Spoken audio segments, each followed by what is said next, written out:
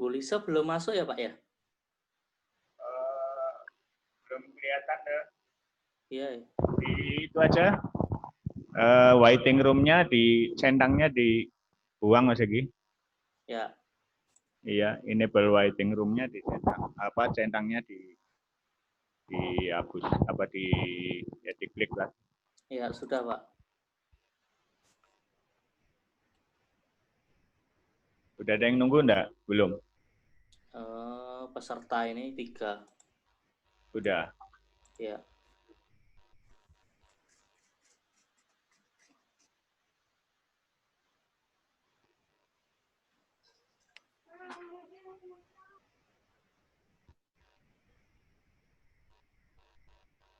Udah istirahat, Mbak Dewi. Udah, Pak.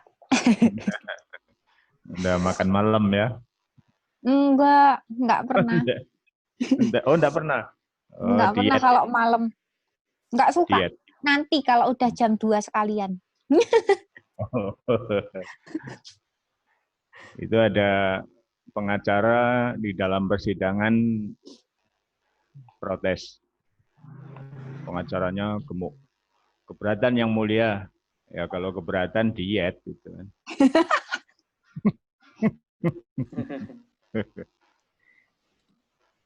Kayak Mas Egi ini perlu diet. Iya Pak.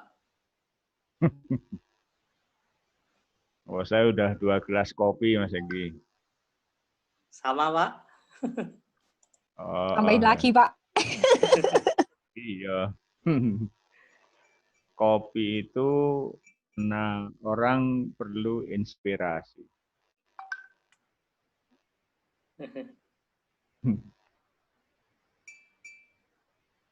Kopi itu filosofinya banyak itu Pak. Oh iya.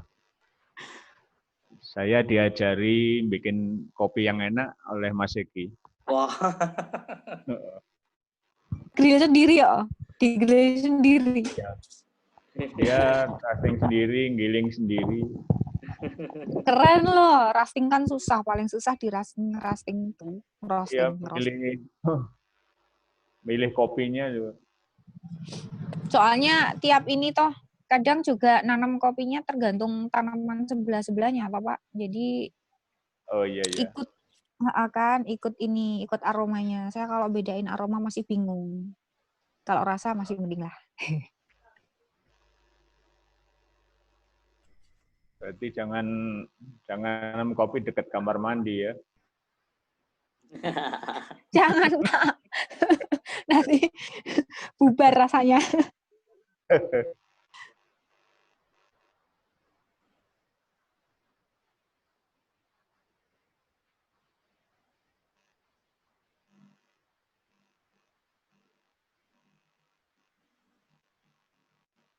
Incorrect. Kok nggak bisa masuk nih? Tulisnya belum keluar pun. Belum ya Pak. Ini kan harusnya langsung Pak. Langsung ya, enggak. Iya. Enable-nya dicentang ya. Iya. Ya. Saya WA dia.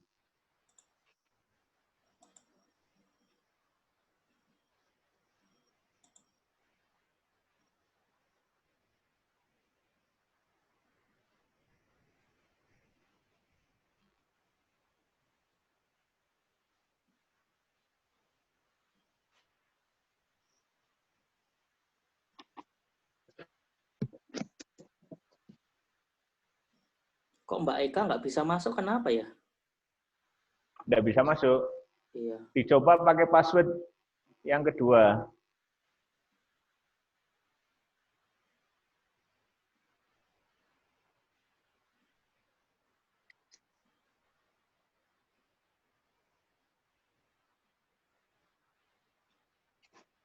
Oh, ini Mbak Lisa lagi proses juga. Baik, belum masuk. Belum.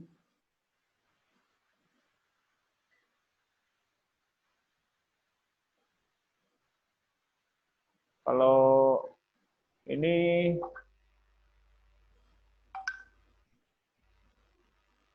Oh, intermeeting. Ini Mbak Lisa juga kok suruh masukkan.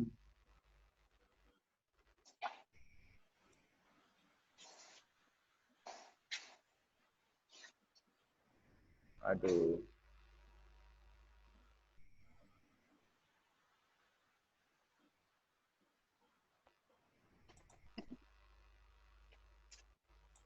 Nggak ada tuh, Pak. Wah, Eh? ini. Oh, Eka. Ini Eka ya? Mbak Eka. Bu Lisa belum kelihatan. Ini lagi sudah mencoba masuk, tapi suruh memasukkan password. Ini tak Oh. suruh nyoba password yang, oh sudah masuk ya? Belum, Mbak. Oh hasilnya sama katanya, Mas. tuannya. Sama Pak Hambali, barusan saya juga kayak gitu, terus dicoba lagi bisa. Keluar dulu aja ya.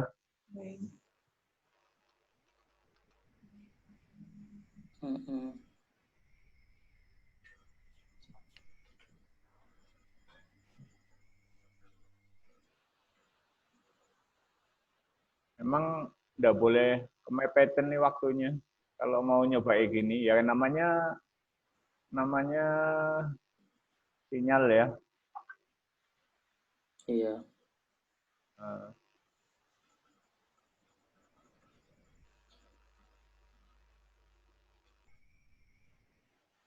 Ciri-ciri orang yang live keluar meninggalkan ruangan tapi bukan meninggalkan tapi karena sinyal, itu dia masuk kembali sendiri. Ya. Pak Bali, Tadi ya. saya boleh nanya-nanya seputar nggak Pak Bali?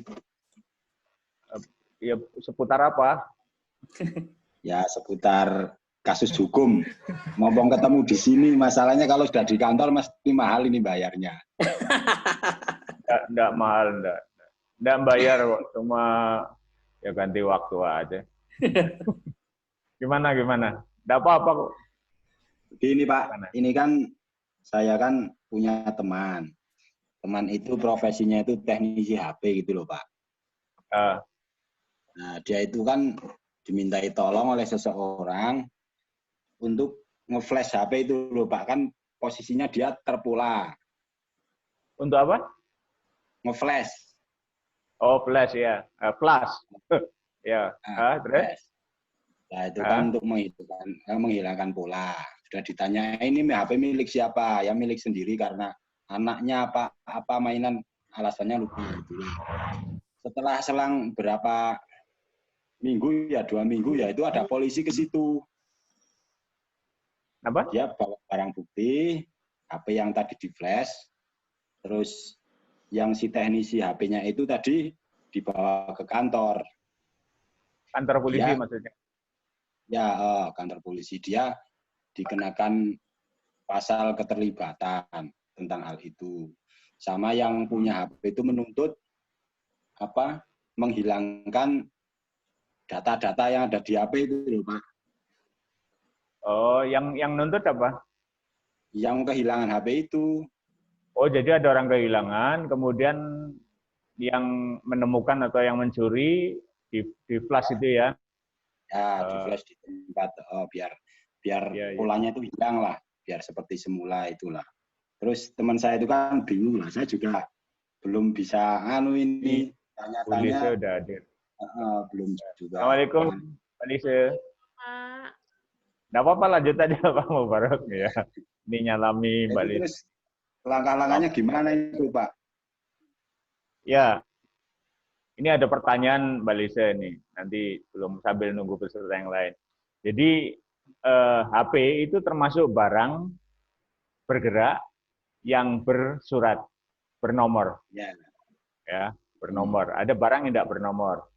Nah, kambing itu tidak bernomor, gitu. Nah, kalau HP itu ada bernomor, walaupun kita tidak pernah hafal nomor HP. Tapi kita juga ditanya nomor HP berapa, kita jawab juga. 081 sekian, padahal itu bukan nomor HP, itu nomor telepon. Nomor HP itu email. Email. Nah, itu. Kemudian perbuatan flash itu apakah melanggar hukum apa enggak? Kan ya. Seharusnya sebelum melakukan itu dibuat perjanjian. Karena barang bersurat, jangan-jangan ini bukan pemilik, ya itu. Jadi ada pernyataan, karena menghapus data itu memang melawan hukum ya. Kalau dilakukan bukan atas persetujuan pemilik. Jadi ya itu repotnya di situ. Bisa dibela, tetapi ya tidak cukup mudah. Jadi itu kekhilafan, tapi kekhilafan yang berbahaya. Baik ya Mas Mubarak ya masih ada waktu besok. Nah, sekarang mumpung ketemu Mbak Lisa ini orang sibuk gitu ya. Apa namanya? Ini lama enggak ketemu juga. Sebetulnya pengen salam nyalam-nyalami tapi kesempatan yang pendek ini biar dimanfaatkan dengan sebaik-baiknya oleh Mbak Lisa untuk menyampaikan materi. Itu Mas Egi ya, monggo. Mbak Lisa, saya off kamera biar enggak mengganggu. Selanjutnya Pak Egi yang menemani Mbak Lisa. Oke, siap. Ya, ini kan enggak perlu keluar rumah kan, cukup di rumah. Baik, monggo Mas Egi. Baik Pak, terima kasih Pak. Terserah. Oke, selamat datang Bu Lisa Mau datang. di meeting Zoom sore hari ini. Sudah siap Bu Lisa? Sudah, ini pesertanya berapa orang, Pak? Suara saya muncul? Ya, muncul Bu. Pesertanya 11 sih Bu. Oh ya, oke. Baik, dimulai ya Bu. Boleh, boleh. Assalamualaikum warahmatullahi wabarakatuh. Selamat petang rekan-rekan semuanya. Sesi terakhir pada sore hari ini untuk penelusuran hukum. Sudah hadir di tengah-tengah kita Ibu Lisa Yolanda SHMH. Beliau adalah advokat. Nanti untuk berkenalan lebih lengkapnya nanti bisa memperkenalkan diri oleh Bu Lisa. Baik, untuk mempersingkat waktu kami serahkan untuk Bu Lisa melanjutkan untuk materinya dan Baik, memperkenalkan. Terima kasih Bu Lisa. Sami-sami, Pak. Baik, Assalamualaikum warahmatullahi wabarakatuh. Selamat malam buat para peserta PKPA UP 45. Ini suara saya muncul ya? Muncul, Ibu. Muncul. Baik. Sebentar saya kondisikan sebentar laptopnya. Baik. Ini karena sebenarnya paling enak itu ketemunya langsung dengan peserta, tapi dengan kondisi pandemi tidak ada pilihan, sehingga apapun keadaannya kita dibuat enjoy saja, dan harapannya dengan waktu yang sangat singkat, hanya 1 jam ya Mas ya? Ya, Bu. 1 jam ke depan, sesingkatnya, dan saya rasa peserta sudah mendapatkan materi semuanya. Sudah saya share, karena rekan-rekan ada WA grup. Oke, terima kasih. Baik, kalau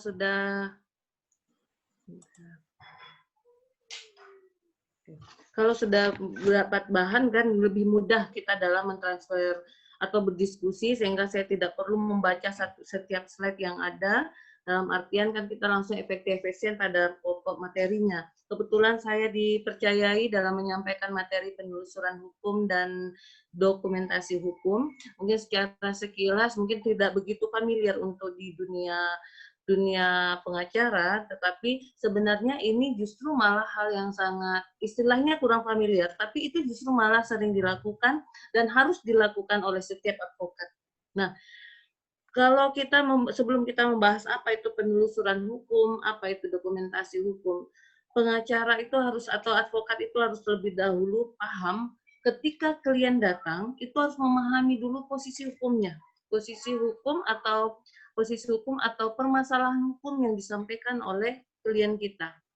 Nah, ketika mungkin saudara sudah menerima materi mengenai konsultasi hukum dari klien, itu sudah sampaikan mungkin oleh pemateri-pemateri sebelumnya.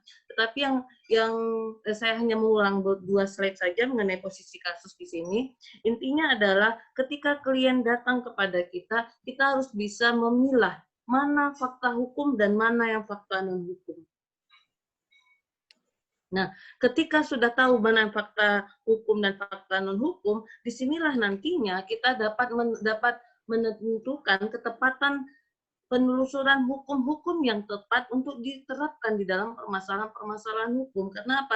Ketika fakta hukum kita sudah bisa memilah dengan waktu yang singkat pada saat klien kita berkonsultasi hukum, karena itu penentuan. Kadang klien itu ketika kita mampu menjelaskan sebaik mungkin, itu justru malah nantinya dia bisa memakai jasa kita sebagai seorang advokat. Tapi ketika kita dari awal tidak memberikan tidak begitu meyakinkan, malah nanti klien cuma sebatas konsultasi hukum saja, lalu hilang begitu saja. Ini ada pengaruhnya pada eksistensi seorang advokat di depan mata klien. Nah, ketika kita sudah mampu untuk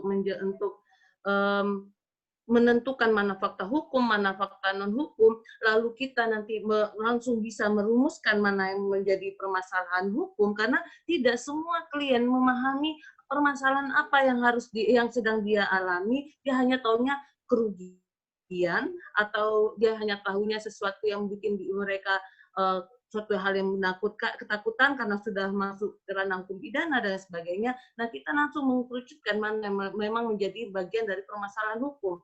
Karena apa? Ketika kita sudah tahu atau sudah merumuskan permasalahan hukum, nantinya kita akan mempermudah kita dalam mengkaji penelusuran hukum dan yang kemudian nanti pada dokumentasi hukum. Mungkin peserta kalau lebih mudah bisa sama-sama langsung melihat dari materi yang sudah saya bagikan.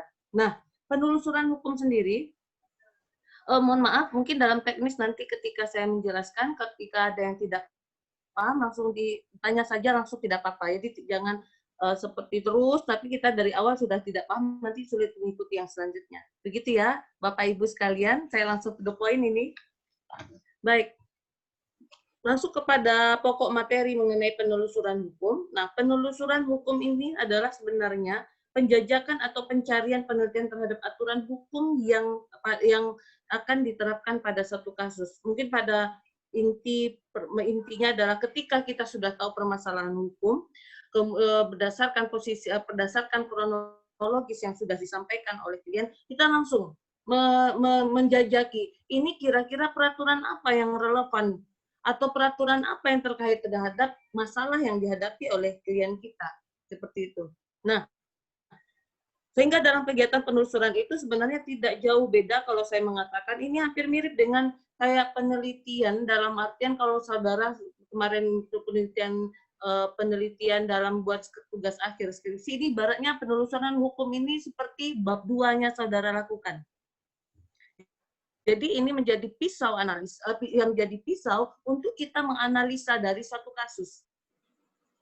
Nah, langsung dibantu Mas untuk langsung penelusuran hukumnya. Nah, kemudian muatan kegiatan penelusuran, mengumpulkan informasi, kemudian mengemukakan metode yang digunakan, mengeksplorasi dokumen hukum, menganalisa informasi, menerapkan pada situasi baru atau pada permasalahan hukum.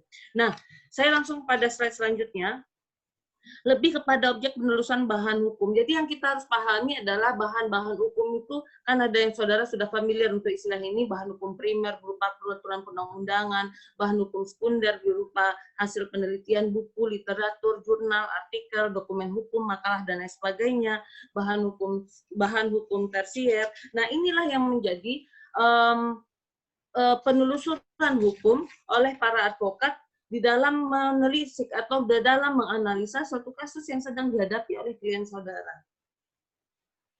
Bahkan tidak hanya sebatas peraturan perundang-undangan, kita bisa melihat dari sumber-sumber hukum yang ada, yaitu bisa lihat dari peraturan perundang-undangan, bisa dari kebiasaan, bisa dari traktat, bisa dari jurisprudensi yang sering familiar itu selain peraturan perundang-undangan yang sering diambil oleh pengacara itu adalah jurisprudensi. Hanya saja dilihat jurisprudensi di sini, manakah jurisprudensi yang memang update terhadap satu kasus yang sedang yang dihadapi oleh klien saudara. Kemudian yang terakhir itu adalah doktrin. Doktrin ini lebih kepada teori-teori hukum. Pendapat-pendapat ahli yang memang sudah familiar di dalam ranah hukum itu bisa dijadikan memperkuat dalil-dalil kita di dalam menganalisa hukum atau di dalam membuat rekes hukum ketika kita sudah masuk ke dalam penanganan perkara di pengadilan. Seperti itu.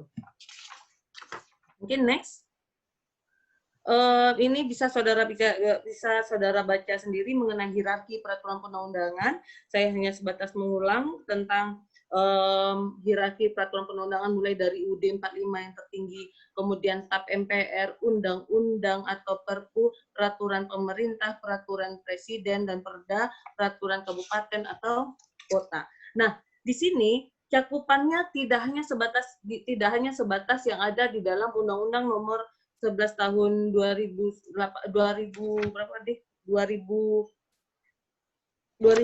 saja, tetapi juga bisa cakupan di sini lebih kepada peraturan yang ditetapkan oleh lembaga-lembaga tinggi negara lainnya seperti MPR, DPR, DPD, BI, kemudian BPK, bahkan badan lembaga atau komisi setingkat yang dibentuk dengan undang-undang pun bisa menjadi patokan dari peraturan, misalkan dari peraturan KPK. Nah, seperti itu bisa dijadikan menjadi dasar hukum kita di dalam melakukan penelusuran hukum terhadap permasalahan yang dihadapi oleh klien saudara.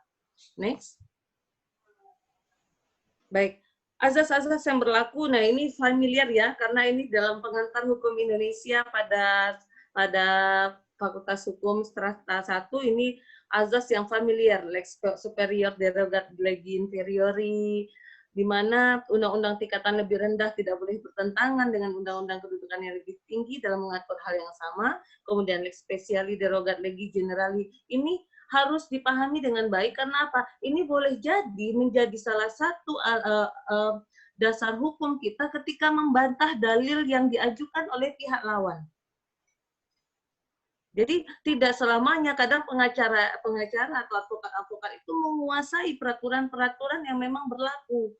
Ini bisa dibantah dengan misalkan pihak lawan kita memakai dasar hukum X misalnya seperti itu. Ternyata dasar hukum X ini sudah ada peraturan baru yang bisa membatalkan peraturan yang lama. Atau dia sudah ada peraturan khususnya. Ini bisa dijadikan bahan untuk kita membantah atau menyanggah dari dalil yang diajukan oleh pihak lawan. Itu. Saya langsung ini kepada strategi, jadi saya menyampaikan teori, saya langsung menyampaikan pada strategi dalam saudara menangani perkara. Karena kalau hanya sebatas teori, saya yakin saudara juga sudah bisa membaca bukunya langsung, tapi kalau strategi ini berdasarkan pengalaman-pengalaman yang ada, sehingga ini strategi ini insya Allah akan saudara dapatkan juga ketika dalam dunia langsung dalam pemagangan nanti insya Allah. Next. Ketidakberlakuan satu undang-undang. Nah, ini harus teliti. Ketika kita melakukan penelusuran hukum, apalagi yang trennya sekarang ketika pengacara langsung nanya Mbah Google, ini harus benar-benar dipastikan apakah peraturan ini sudah daluarsa atau masih berlaku. Kemudian, apakah undang-undang itu dibuat sudah tidak ada lagi atau bukan undang-undang itu kan memang ada batas waktunya. Undang-undang tertentu. Kemudian apakah undang-undang itu sudah dicabut atau belum? Kemudian telah ada undang-undang baru yang isinya bertentangan atau berlainan dengan undang-undang yang dulu berlaku atau tidak? Apakah undang-undang tersebut dalam pasal-pasal tertentu ini sudah dicabut atau dibatalkan oleh Mahkamah Konstitusi atau tidak? Nah, ini harus benar-benar diteliti. Jangan sampai ketika kita mengajukan dasar hukum di dalam menganalisa rekes-rekes yang akan kita sampaikan dalam pengadilan itu justru malah kita bersandar pada peraturan yang sudah tidak berlaku. Itu menjadi bahan yang sangat asik oleh pihak lawan untuk membantai kita. Jadi kita harus bisa benar-benar memastikan peraturan-peraturan yang menjadi sandaran kita dalam menganalisa suatu permasalahan hukum itu adalah peraturan yang benar-benar masih berlaku seperti itu. Next, Mas. Oke.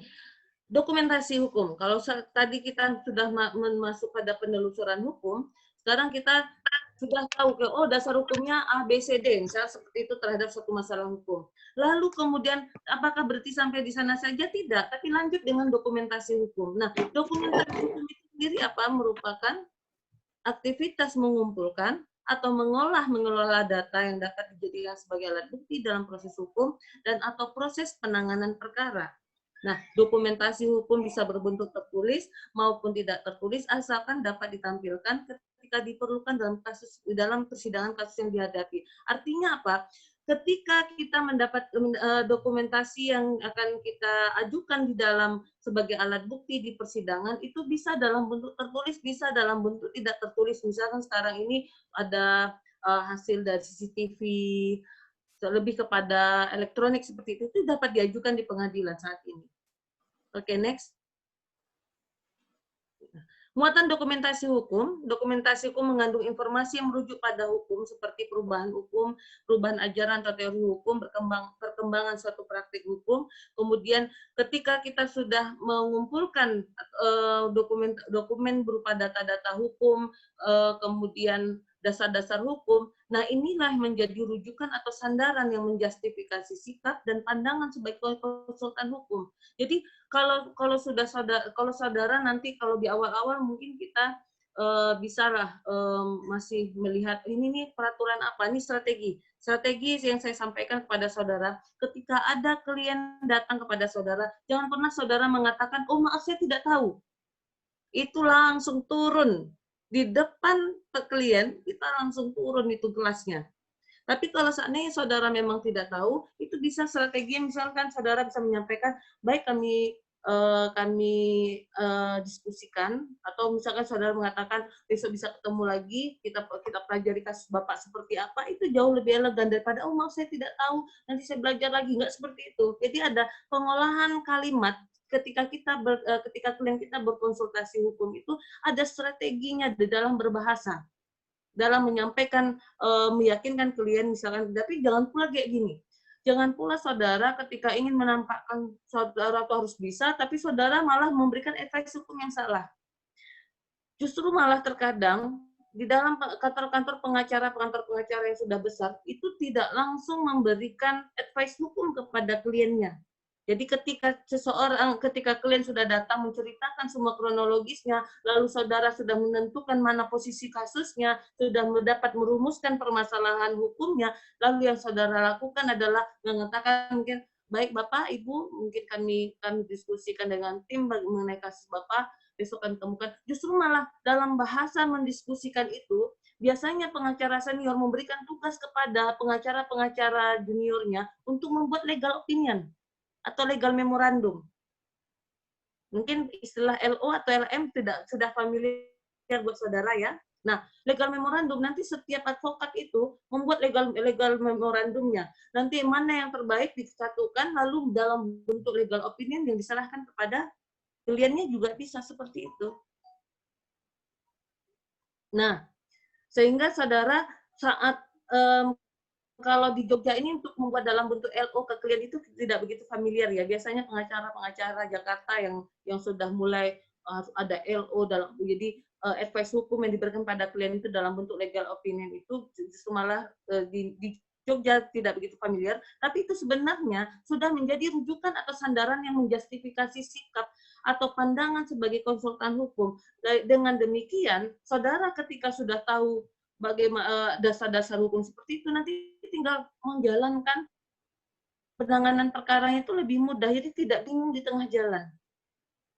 Bahkan ketika kita sudah tahu dalam penulisan dasar hukumnya yang kuat terhadap permasalahan yang dihadapi klien saudara, kita pun tahu kira-kira pihak lawan akan mengajukan dalil apa, dan kita pun sudah mempersiapkan dalil apa yang akan kita bantah. Seperti itu. Next, Mas. Oke, kembali pada fungsi dokumentasi hukum. Dokumentasi hukum diperlukan untuk mengemukakan fakta yang diperlukan dalam proses peradilan. Namun tidak serta-merta menyelesaikan masalah, melainkan membantu penyelesaian masalah tersebut secara umum. Dokumentasi hukum memiliki kegunaan sebagai alat bukti di persidangan untuk membuka kasus, membuktikan sebuah keterangan, dan memeriksa fakta tentang persoalan yang sedang dihadapi. Nah, di sini maksudnya seperti ini. Ketika kita mendokumentasikan hukum, selain dasar-dasar hukum yang sudah kita telusuri terhadap permasalahan yang dihadapi, juga kita mendokumentasikan kita mendokumentasikan alat-alat barang-barang bukti yang diajukan oleh klien saudara. Misalkan seperti ini, misalkan ada kasus perceraian. Yang saudara tanyakan adalah ada buku nikahnya, ada akte kelahiran anaknya. Nah, ini salah satu pengumpulan dari bagian dari aktivitas dokumentasi hukum. Jadi ketika kita mendokumentasikan hukum itu tidak hanya sebatas mengumpulkan data-data yang seperti bahan hukum primer, bahan hukum sekunder, tersier tadi yang saya jelaskan dalam penelusuran hukum saja tidak, tetapi kita juga mengumpulkan data-data yang akan kita jadikan barang bukti nanti atau alat bukti nanti di muka persidangan. Sehingga dari alat bukti tersebut kita dapat memprediksi klien kita memiliki kekuatan yang kuat di dalam satu penanganan perkara atau tidak. Mohon maaf, saya beberapa pengalaman ketika menangani perkara, saya sudah bisa memprediksi, oh ini bakal menang, ini bakal kalah. Bahkan sejak awal saya pernah bertemu dengan klien, ketika dia berkonsultasi, permasalahan hukumnya, yang saya tanyakan, ada bukti ininya nggak, ada perjanjiannya nggak, ada itunya nggak, ada itu. Ketika itu tidak ada semua, saya mengatakan sangat lemah Ibu. Tapi tidak hanya sebatas di sana, tidak hanya sebatas putus asa di situ saja, tidak. Tapi ada strategi. Baik Ibu ada saksinya tidak? Nah, jadi kita jangan, kalau kita ada pesimis duluan, klien apalagi. Jadi ada strategi tahap di sini yang memang harus dijalani oleh kita semua. Dalam kita semua di sini adalah dalam tim untuk menyelesaikan suatu permasalahan itu. Jadi kerjasama antara klien dengan advokat dalam menyediakan bagian dari dokumentasi hukum ini benar-benar harus kita kejar juga seperti itu. Nah, hasil penelusuran yang sudah terdokumentasi seperti gugatan, kontrak pledoi juga dibutuhkan oleh klien. Di sini bagian ini maksudnya seperti ini. Seorang pengacara ketika dalam menangani perkara itu memang ada tipikal yang administrasinya bagus, ada yang tipikal berantakan. Ya enggak? Habis sidang ini nanti taruh di mana, habis sidang taruh mana. Nah, ini yang tidak diinginkan. Karena apa? Kalau bisa, itu di dalam prakteknya, saudara misalkan habis sidang itu, buat satu map dulu. Kumpulkan satu map setiap kasus, kasih nomor register perkara, kan setiap kasus ada nomor register perkaranya. Bahkan itu kalau yang nomor register perkara kan perkara yang sudah masuk litigasi. Kalau bisa kan ada perkara yang memang kita selesai masih dalam tahap non litigasi pun sudah selesai. Nah, itu per perkara itu di map dulu, masuk dalam satu map dulu, dikumpulkan. Nanti ketika sudah selesai perkaranya, sudah final, kemudian dijilid. Dijilid di sini beberapa jilid, kalau kebiasaan saya di dalam kantor yang saya jalani selama ini itu dijilid beberapa jilid, satu untuk arsip kantor, satu untuk saya pribadi. Kalau saya pribadi berarti saya taruh di rumah. Kalau yang satu lagi untuk laporan kepada klien saudara. Sehingga klien saya biasanya ketika sudah selesai perkaranya, sudah hak dan kewajiban klien dengan pengadvokat sudah selesai, saya akan menyerahkan laporan berupa berkas satu tebal bundel itu sudah dijilid diserahkan kepada klien kita. Karena itu dibutuhkan oleh klien, itu hak klien. Nah, next. Secara internal, dokumentasi hukum dapat memperkaya wawasan tentang kasus yang sedang dihadapi dan memudahkan mereka dalam menjalankan tugasnya.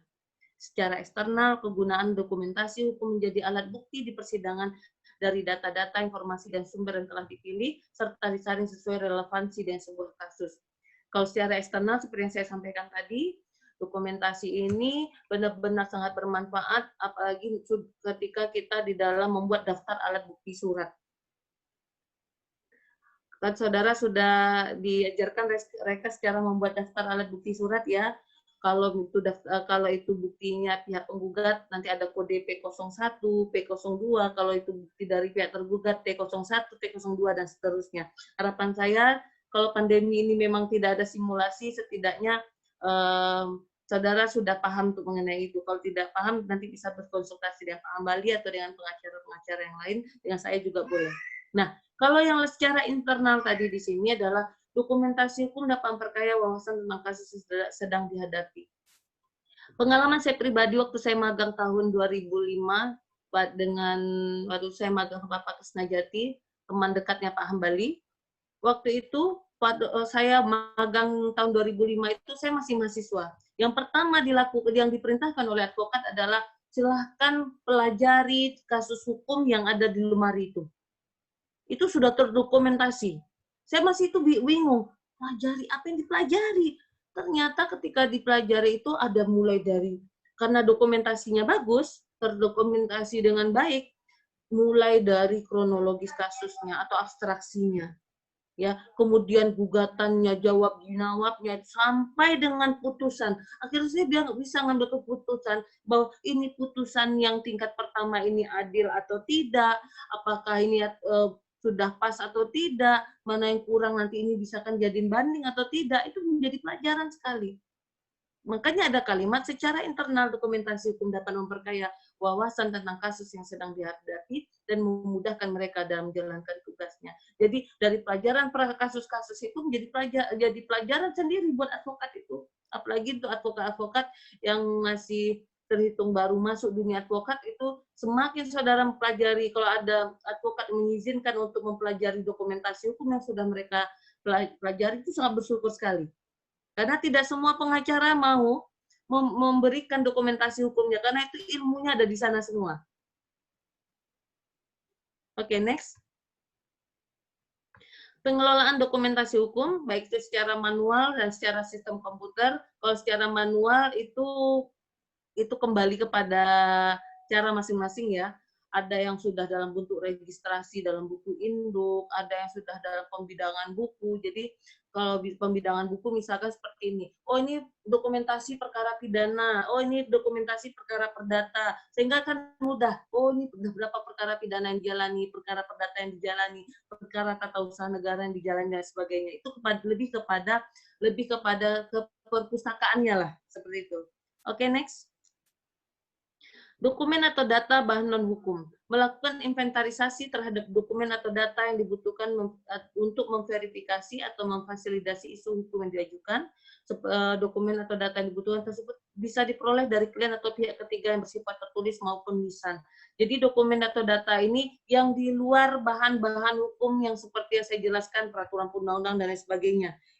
Ini lebih kepada seperti dokumen non-hukum, misalkan dalam satu kasus, chat WA, misalnya dalam kasus perceraian, ada yang disebabkan oleh perselingkuhan, misalnya seperti itu ya, kita langsung pada contoh kasus. Kasus perselingkuhan, diajukan gugatan perceraian oleh istri. Si istri mengajukan nanti salah satu buktinya adalah bukti perselingkuhan suaminya. Apa saja? Oh, misalkan chat WA suaminya dengan si selingkuhan, atau foto yang dipajang di Instagram oleh pihak pacarnya selingkuhannya si suami, misalnya seperti itu kan data atau dokumen non hukum. Karena kalau hukum kan tidak masuk itu. Nah, yang non hukum seperti ini bisa dijadikan alat bukti di dalam penanganan perkara pada saat pembuktian. Itu penting lah, kita mau mengatakan alasan perceraian karena perselingkuhan oleh suami, lah bukti selingkuhnya apa? Nah, ini seperti ini, contohnya seperti ini. Oke, next. Kalau contoh banyak sekali. Kemudian rancangan dokumen hukum dalam rangka litigasi, ini lebih seperti yang saya sampaikan tadi, ketika saudara dalam menangani suatu perkara, itu dikumpulkan semua dokumen-dokumen perkaranya ini sampai selesai, lalu nanti dijilid. Seperti itu. Oke, next.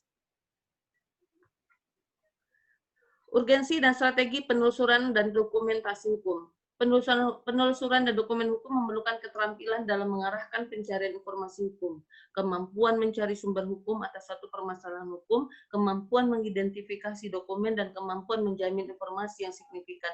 Ini tidak jauh beda yang saya sampaikan tadi ketika dalam menyampaikan bahan-bahan hukum primer, sekunder mengenai undang-undang tadi, dipastikan informasi yang kita dapat mengenai hukum-hukum yang kita telusuri itu benar-benar hukum yang berlaku, yang masih berlaku.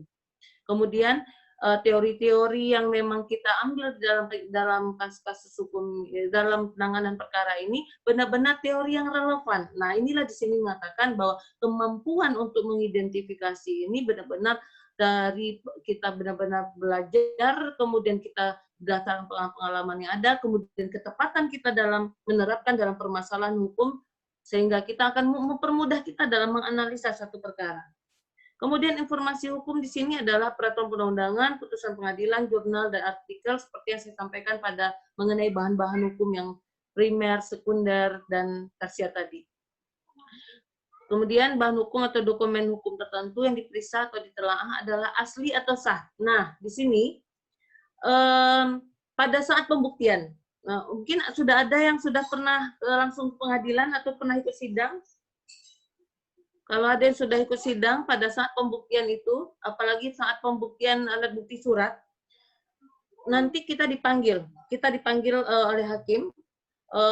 Katakanlah si penggugat yang mengajukan bukti suratnya, nanti ada daftar bukti suratnya, kemudian sudah dinasahkan. Pada saat itu, pada saat dipanggil ke depan itu ya, yang diserahkan memang yang nasakel, tapi yang asli itu juga dilihatkan, nanti mencocokkan antara dokumen asli dengan yang difotokopi yang sudah dinasakel. Nah, itu nanti pihak tergugat juga dipanggil oleh hakim untuk dilihat. Jadi ya, tidak hanya sebatas melihat saja, tidak, tapi benar-benar lihat ini keasliannya sama nggak, asli atau tidaknya. Kemudian dilihat lagi. Katakanlah misalkan dalam bukti surat ini adalah saudara harus paham, ini kekuatan pembuktian satu surat sudah harus paham. Jadi makanya saya katakan pengacara ini orang-orang yang multi talent, multidisiplin ilmu yang harus dia kuasai.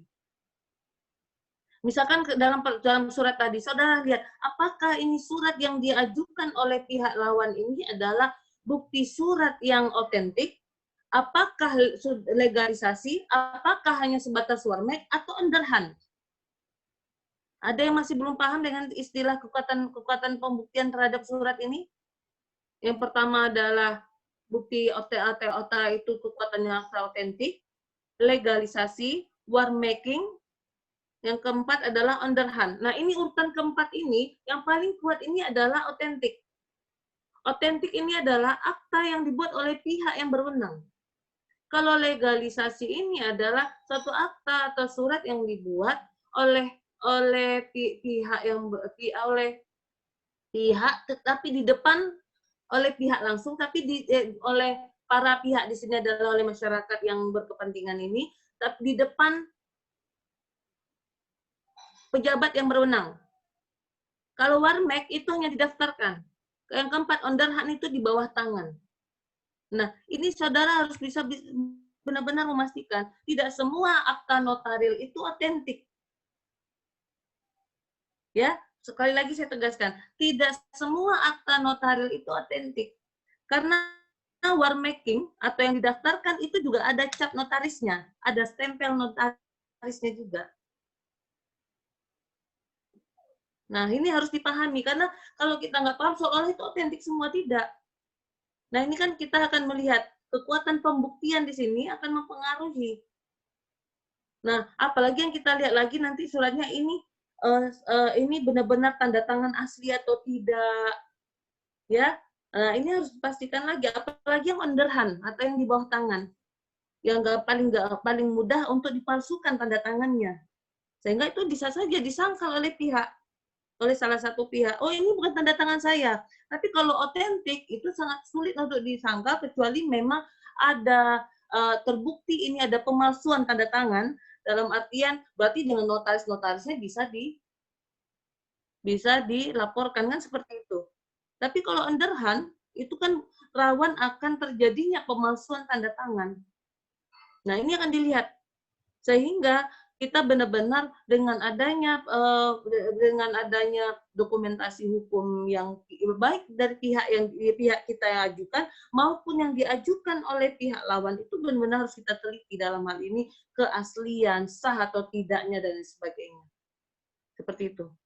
Jadi saran saya ketika saudara nanti sudah masuk dunia pengacara, di awal-awal nanti jadi pengacara, itu ketika dipanggil oleh hakim pada saat pencocokan bukti surat, itu tidak sebatas ngelihat saja atau diam bingung aja. Kalau bahkan seandainya saudara belum jelas, benar majelis hakim kami benar-benar ingin memastikan seperti itu. Tidak masalah, hakim akan memperbolehkan, karena itu hak para pihak. Seperti itu. Oke, lanjut. Tujuan penelusuran dan dokumentasi hukum. Bagi advokat, penelusuran hukum bisa disampaikan kepada klien agar dapat dipertanggungjawabkan. Advokat juga memberikan penjelasan hasil penelusuran agar tidak ada kesalahan penafsiran oleh klien sendiri. Dengan demikian, penelusuran dokumentasi hukum berkaitan erat dengan profesi hukum. Artinya seperti ini. Ketika kita dalam menganalisa, pada saat klien sudah konsultasi, kita kemudian sudah merumuskan permasalahan hukumnya, lalu kita pun sudah menelusuri ini hukum apa saja yang terkait dalam masalah ini. Penyelesaiannya seperti ini, misalkan kita sudah menemukan. Lalu kita jelaskan kepada klien kita. Tidak selamanya klien itu cocok dengan pendapat kita. Tidak selamanya. Saya pernah pengalaman pribadi saya, waktu itu berkonsultasi dengan kasus penyelesaian pembagian harta gono gini. Karena pembagian harta gono gini, saya tidak perlu minta waktu sekian hari itu buat lega pendapat hukum, tidak. Karena waktu itu memang menurut saya ini bisa langsung saya kasih advice hukum. Lalu saya katakan, Ibu, ini kasus bisa mudah diselesaikan, asalkan ada bukti-buktinya A, B, C, D. Saya katakan begitu. Nanti kita ajukan di pengadilan agama. Lalu dia mengatakan, nanti saya dapatnya berapa, Mbak? Waktu itu saya saya baru-baru jadi pengacara, mungkin usia saya masih 26 tahun waktu itu. Terus pas saat itu dia mengatakan posisinya adalah dia punya anak 3, dia mau cerai sama suaminya, dia maunya pembagian harta gono gini bagi 5. Lalu saya sampaikan, tidak bisa Ibu, kalau pembagian harta gono gini itu harus dibagi 2. Saya sampaikan demikian. Oh, dia nggak mau, dia maunya dibagi 5 untuk dia, untuk istri, untuk suami, untuk anaknya 3. Jadi langsung pukul rata bagi 5. Saya sampaikan tidak bisa. Kalau dibagi 5, katakanlah saya mengikuti maunya Ibu, kemudian sampai pengadilan, saya pastikan kalah. Lalu saya katakan demikian, saya pastikan kalah. Kenapa? Aturan hukum yang berlaku untuk pembagian harta gono gini adalah dibagi 2. Urusan anak itu adalah urusan hak adana, hak nafkah anak. Kemudian nanti urusan hak asuh anak, dilanjutkan dengan nafkah anak kalau yang terkait dengan harta, kan seperti itu. Ibunya tetap tidak mau, berarti tidak ada kecocokan antara advokat dengan klien.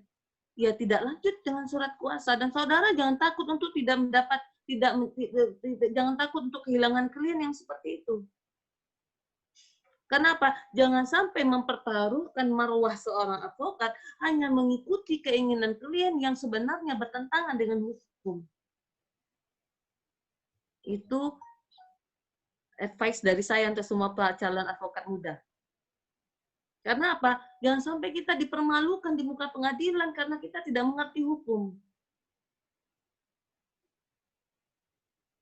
Nah, inilah akhirnya apa?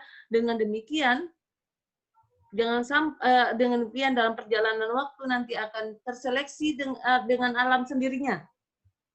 Klien-klien yang memang satu visi misi dengan advokatnya nanti akan terseleksi dengan sendirinya. Jadi jangan sampai kita seperti ini. Oh, yang penting kita dapat klien, punya perkara, lalu kita mengatakan semuanya bisa, nanti pasti menang. Apalagi advokat yang suka menjanjikan kemenangan pada klien, jangan sampai seperti itu. Kenapa? Menang tidaknya itu kan tergantung pada putusan hakim. Kita sebagai advokat hanya memperjuangkan apa yang memang merupakan hak-hak dari klien kita. Seperti itu. Next.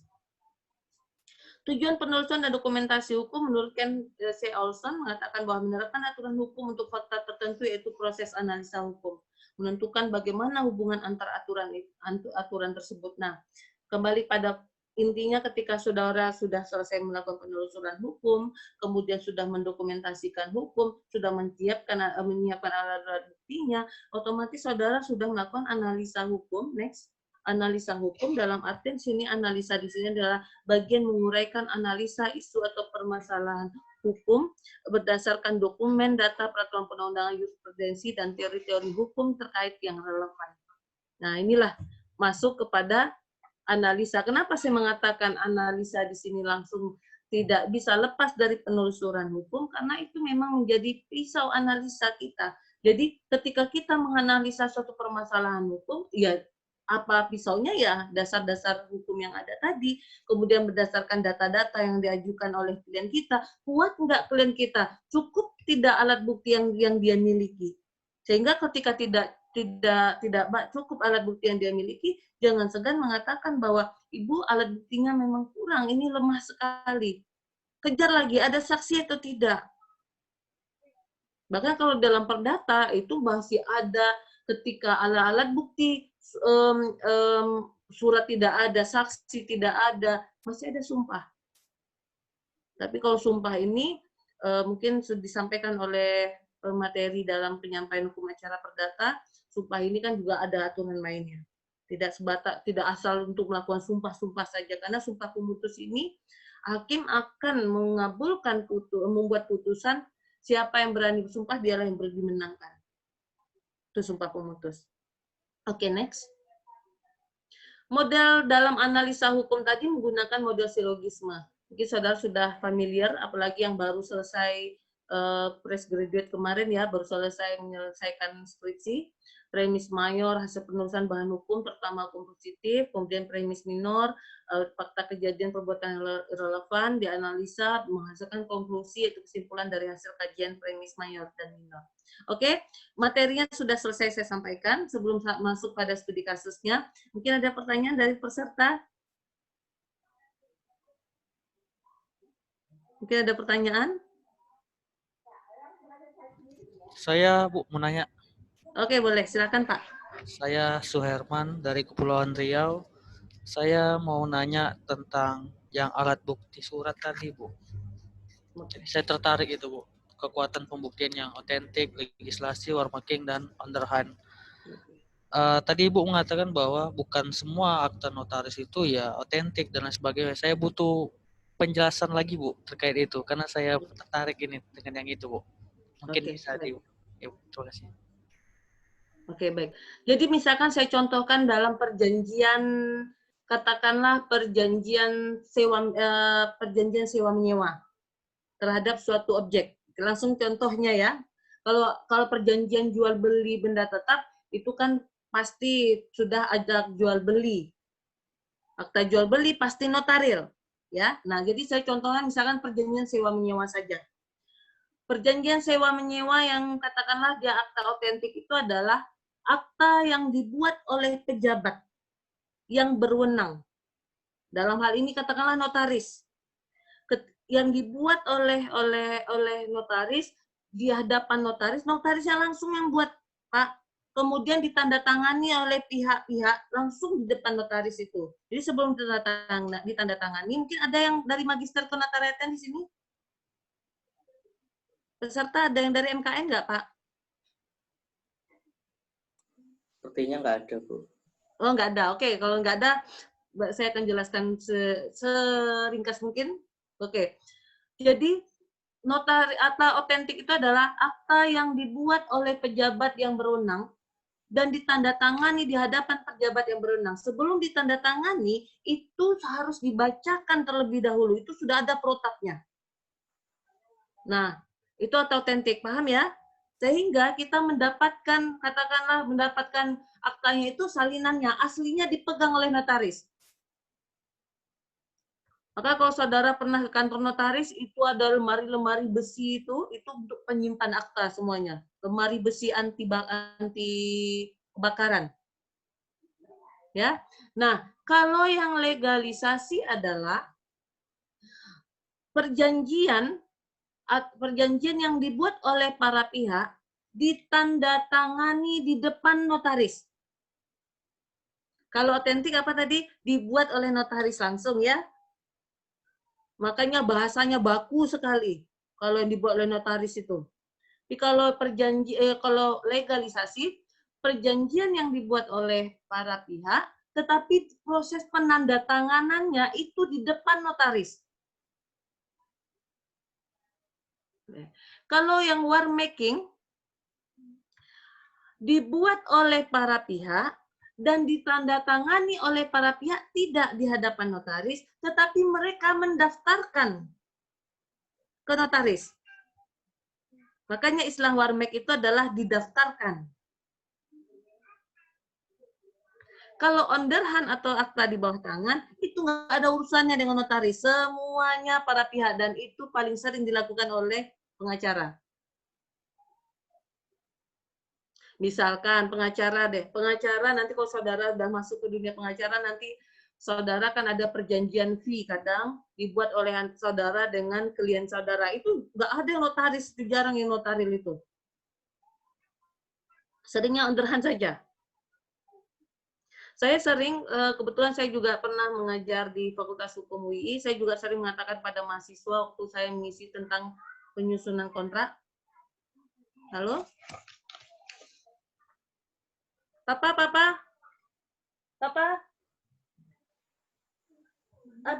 Apa ini mati po? Halo? Iya, Bu. Masih mati. bisa.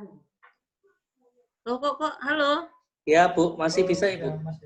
Walah, kok kameranya mati ya di saya ya? Oh, tapi bisa ini terlihat, Ibu. Oke, saya masih terlihat? Ya, masih terlihat. Ya. Saya pikir kok mati. Oke, kalau underhand, oh muncul lagi, alhamdulillah. Saya pikir ini saya pakai wifi masalahnya. Iya. Mohon maaf ya. Oke, kita lanjut tadi sampai apa? Tadi underhand. Kalau underhand di sini itu dibuat oleh para pihak, ditandatangani oleh langsung para pihak, itu tidak ada didaftarkan juga sama notarisnya.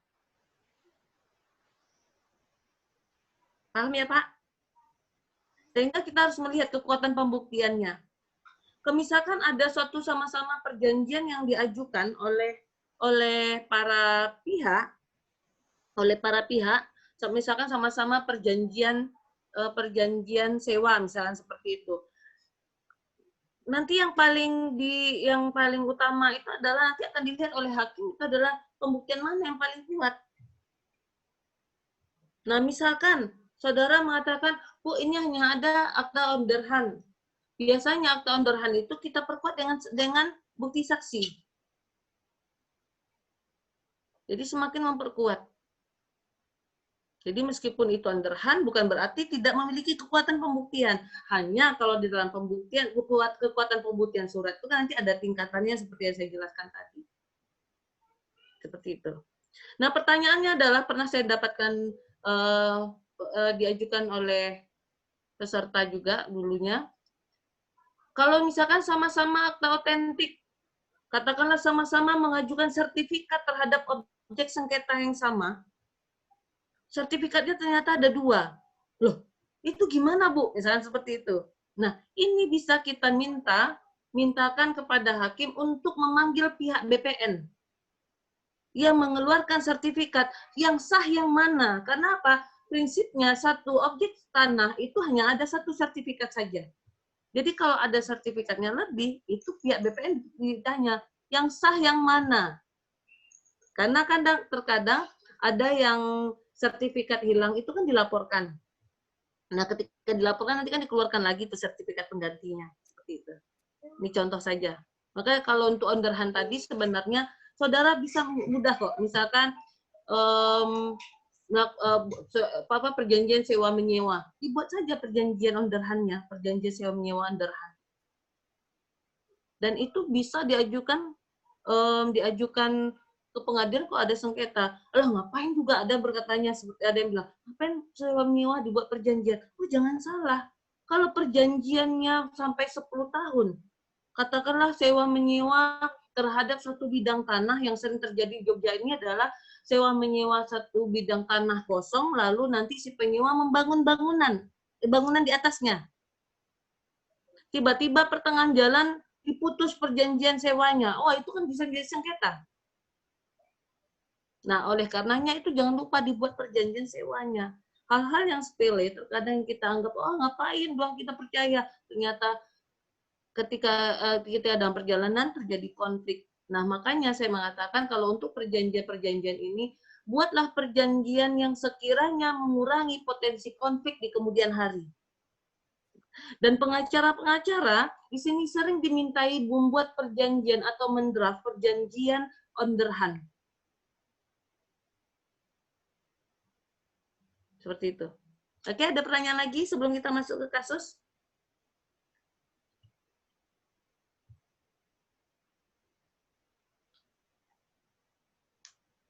Kalau tidak ada, langsung ke kasus saja, Pak, nggak apa-apa.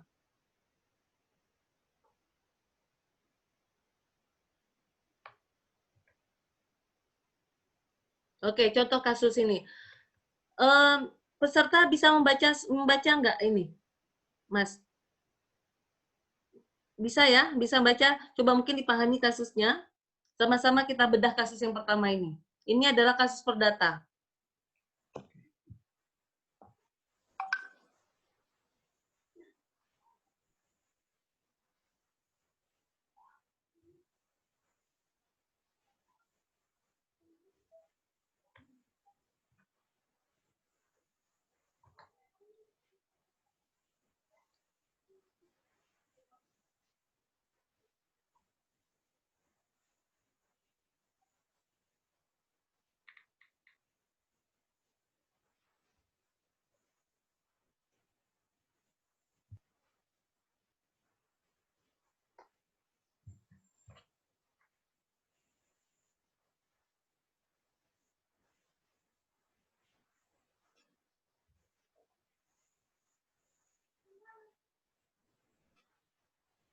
Oke, sudah?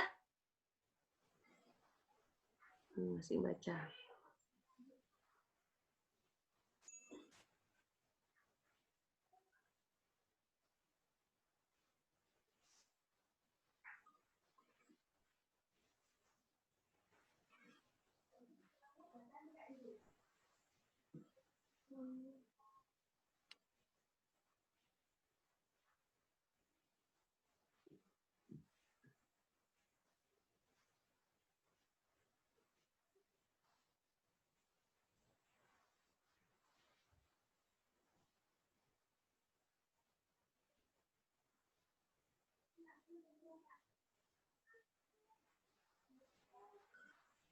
Oke, sekarang kita bedah pertama. Mungkin saudara sudah ada yang pasti sudah ada yang paham, ada yang masih bingung. Oke, nggak apa-apa. Di sini kasus ini anggap ketika seseorang klien datang ini menceritakan sudah seperti yang saya sampaikan di sini. Saudara jangan bayangkan nanti ketika klien saudara datang itu sudah bisa langsung memilah fakta hukumnya, tidak. Mungkin ceritanya ngalong ngidur ke sana ke sini. Ada mungkin cerita sampai 2 jam, pada intinya cuma inti yang seperti kasus ini saja. Nah, yang saudara harus pelajari di sini adalah, ini paling enak sebenarnya simulasi ya Mas ya, tapi karena ini ada cuma dalam model daring saja, oke kita langsung bedah saja soalnya. Yang pertama, ini kan ada Ibu Arika, seorang janda, kita pahami dulu kasusnya, dia seorang janda punya anak 1, dari hasil perkawinan yang pertama.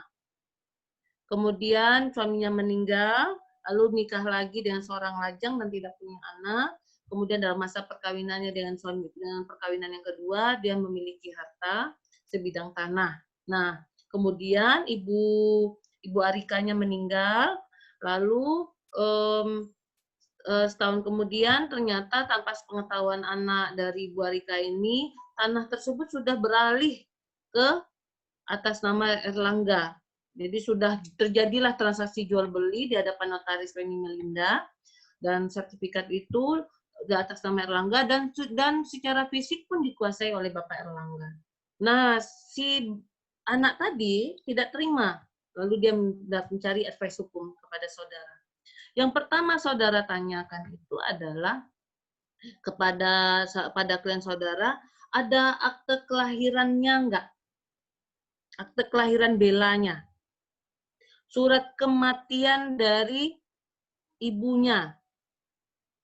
Itu salah satu bagian dari kita melakukan penelusuran untuk pendokumentasian hukum. Jadi sebelum kita masuk kepada memahami hukumnya, kita tanyakan dulu dasar pijakannya dari Bella itu sendiri. Jadi kita harus kejar dulu hubungan hukum si Bella dengan Dedi yang selaku penjual dari tanah tersebut. Nah, sudah tahu tahu akte kelahirannya, oh menunjukkan memang dia anak kandung dari Ibu Arika. Ya. Kemudian Ibu Arika pun memang benar-benar sudah meninggal. Karena dengan meninggalnya Bu Arika, disitulah hak muncul dari si Bella tadi. Kenapa? Karena dia adalah salah satu ahli waris dari Ibu Arika. Nah, kemudian saudara juga harus memahami kasus ini adalah ini sebenarnya kasus PMH kah atau kasus sengketa waris kah? Ya, banyak yang terjebak di dalam kasus ini, saudara sekalian. Banyak yang terjebak karena terjebaknya langsung melihat kepada kasus ini adalah PMH karena mengalihkan tanpa hak kepada Erlangga. Terjebaknya banyak di sini adalah kasus PMH. Padahal ini bukan kasus PMH. Menentukan ini kasus PMH atau kasus hewan prestasi kah atau ini kasus hukum waris kah atau kasus yang lain kah? Lihat dasar pijakan hak dari klien saudara. Itu dia. Makanya yang ditanya adalah akte kelahiran saudara ada? Itu dasar pijakannya dulu. Akte kematian dari Ibu siapa tadi? Ibu Arika ada? Dasar pijakan. Ketika memang dia sudah meninggal, maka ahli warisnya adalah anaknya. Membuktikan dia anak dari si pewaris adalah akte kelahiran. Berarti kasus ini adalah apa? Untuk dia menuntut hak terhadap tanah itu adalah dia merupakan salah satu ahli waris. Karena ini sudah dialihkan, bagaimana solusinya kan begitu? Yang pertama ini adalah sengketa waris dulu, kan gitu ya, sengketa waris. Berarti dasar pijakan dia menuntut hak waris yang belum dibagi oleh si Dedi tadi. Dedi tadi siapa? Bapak angkatnya, bapak tirinya.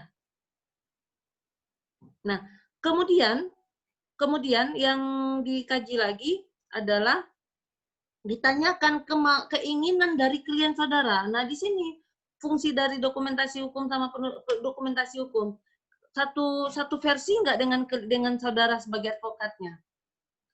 Ditanyakan, Mbak Bella punya hak terhadap tanah tersebut. Nah, ini salah satu bagian FS hukum. Itu udah senang banget tuh klien itu kalau kita sampaikan. Ya enggak? Ditanyakan, apakah Mbak Bella pengennya hak ini dalam bentuk pembagian hasil jual belinya atau sebagai bagian dari pembagian dari tanahnya? Karena ketika kita ingin tahu dari keinginan klien kita, itu nanti akan menentukan strategi dari dalam penanganan perkara. Saya akan tunjukkan nanti strateginya di sini.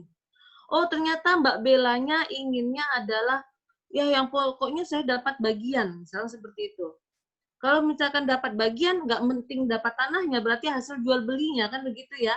Berarti kita sudah membuat strategi penanganannya adalah, yang pertama siapkan bahwa jual beli ini memang jual beli sah dan notaris ini kita jadikan ini notaris ini kan berarti kan ada kekeliruan dalam menjalankan profesinya. Kalau kita objektif kan pihak-pihak yang bisa menjadi tergugat di sini kalau masuk pengadilan selain siapa tadi Dedi kan Erlangga bisa menjadi pihak tergugat atau malah bisa jadi tergugat 2. Bahkan notaris Feni Melinda ini pun bisa menjadi tergugat 3. Tetapi kita pasang strategi.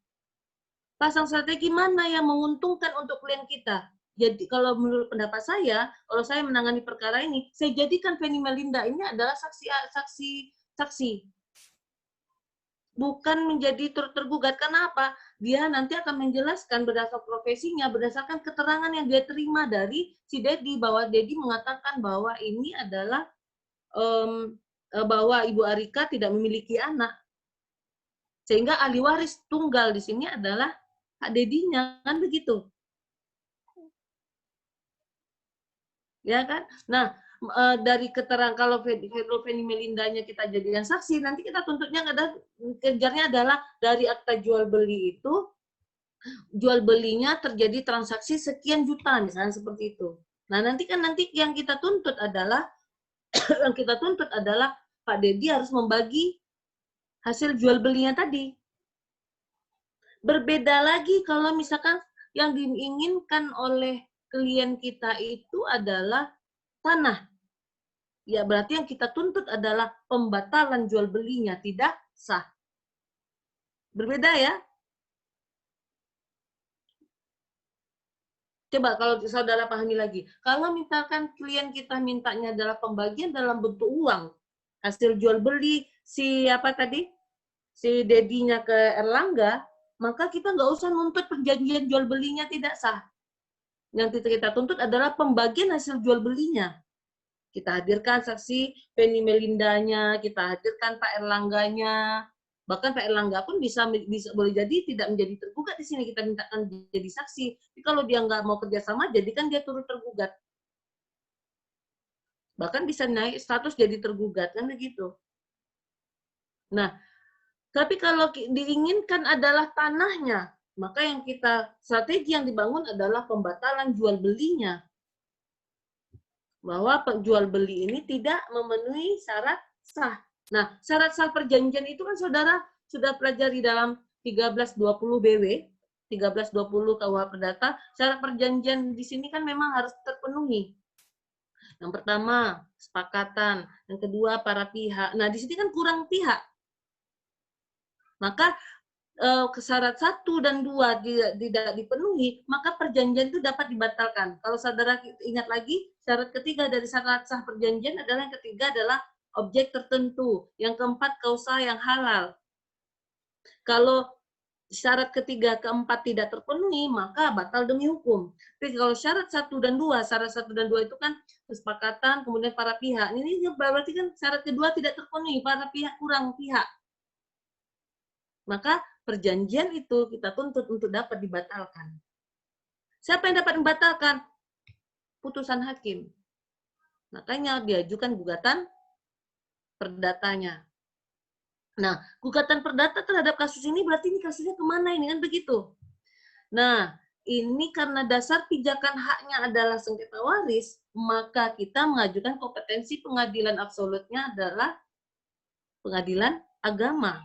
Bukan pengadilan negeri. Loh, nanti ada lagi pertanyaan. Ini kan menyangkut peralihan hak yang tidak sah seperti itu. Coba saudara nanti buka, kalau kita bahas ini, saya nanti mencaplok bagian peradilan agama, nanti hukum acara peradilan agama. Tapi kasus ini sangat, titik singgung antara PA dan PN ini kuat sekali. Nanti saudara buka pasal 49 dan pasal 45.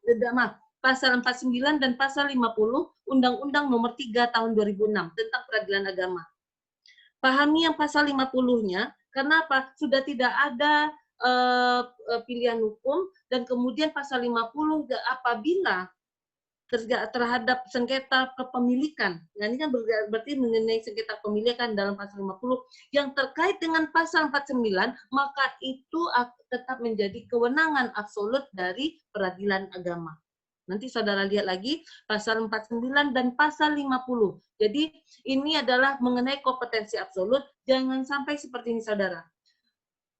Jangan sampai kita ini kalah di pengadilan itu karena putusan NO, karena kompetensinya tidak tepat. Itu kan ibaratnya kalah sebelum berperang.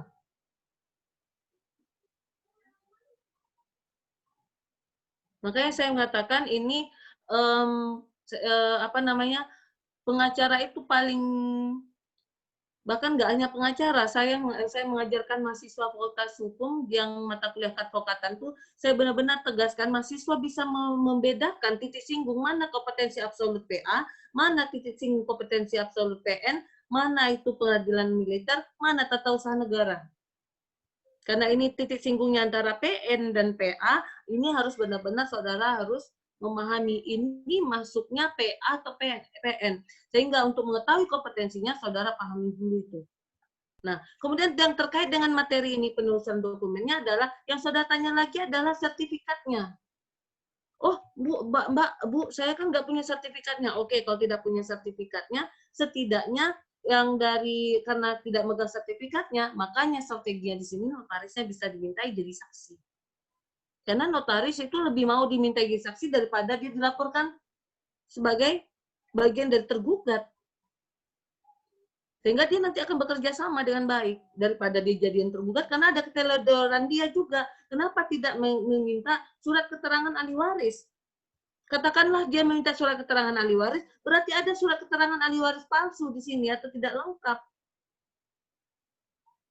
Atau kita juga bisa nanti memintai penelusuran dokumennya lagi, nanti kita bisa lagi keterangan lisan dari pihak dari klien saudara, Pak RT-nya, Pak RW-nya. Kenapa? Surat keterangan ahli waris itu kan nanti disahkan oleh pamong praja setempat. Siapa itu? RT, RW, dan lurah setempat. Kan begitu. Makanya notaris yang teliti itu tidak mau asal-asal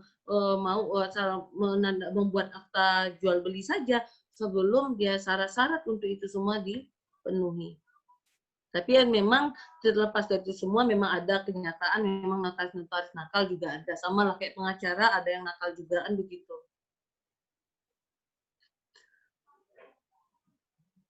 Nah, ini contoh kasus yang simpel ya. Sebenarnya kalau kita bedah lagi kasus ini banyak lagi nih. Jadi tapi setidaknya saudara bisa memahami kasus ini baik dari apa saja informasi yang harus didapatkan, kemudian dokumen-dokumen apa, keterangan apa saja yang diminta oleh kepada klien saudara. Nah, di sini pun saudara akan melihat, oh ini dasar hukumnya apa, kan begitu. Bu, mau nanya, Bu. Oke, boleh. Bu, terkait apa? Pasal 1320 BW tadi kan syarat subjektif dapat dibatalkan. Itu kita mengajukan permohonan atau gugatan di pengadilan, Bu?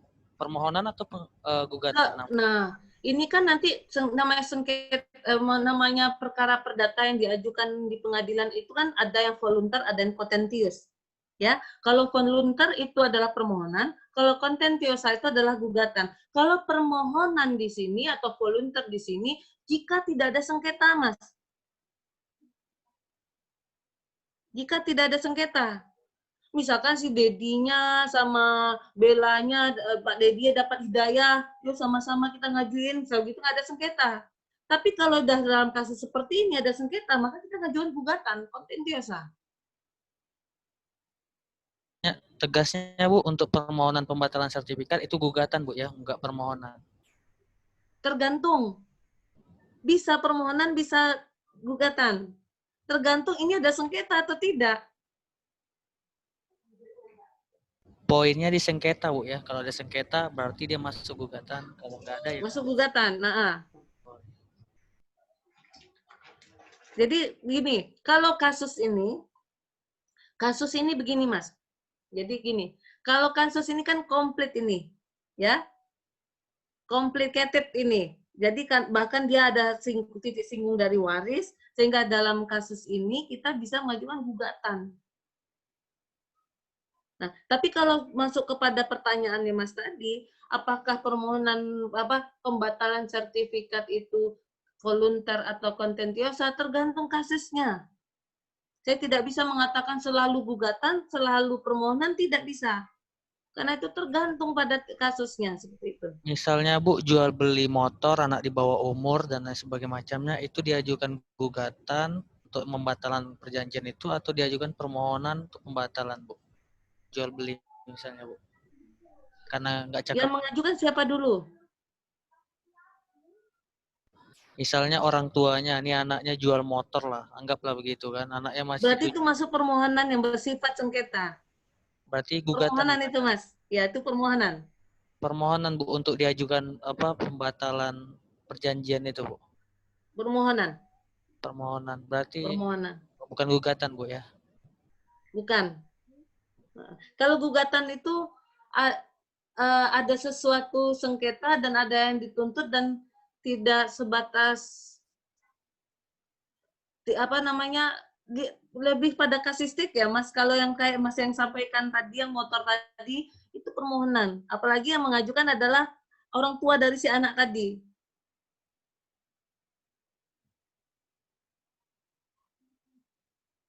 Jadi kadang gini Mas, tidak selalu yang kontentiosa ini, yang volunteer ini sifatnya benar-benar murni permohonan. Ada kontentiosa, tapi bajunya permohonan, ya, covernya permohonan, tapi isinya adalah sengketa. Makanya ada dalam buku pernah saya baca literatur volunteer yang bernuansa kontentiosa. Jadi dia permohonan, tetapi isinya sebenarnya sengketa. Contohnya permohonan ikrar talak yang diajukan oleh suami ke pengadilan agama. Ya. Jadi Bu, nanti putusan pengadilan itu berupa penetapan Bu ya? Kalau penetapan di sini untuk putusannya. Untuk pembatalan sertifikat itu berupa penetapan Bu ya? Iya, penetapan. Bukan putusan, tapi penetapan. Karena dia bukan memerintahkan, nanti sifat bahasanya seperti ini Mas. Putusannya nanti memerintahkan BPN untuk mencabut misalkan sertifikat ini tidak sah. Bukan hakim yang mencabut, bukan, karena kewenangan itu kan ada di BPN. Dia hanya memerintahkan Mas. Kalau akta sertifikat itu yang mengeluarkan adalah BPN.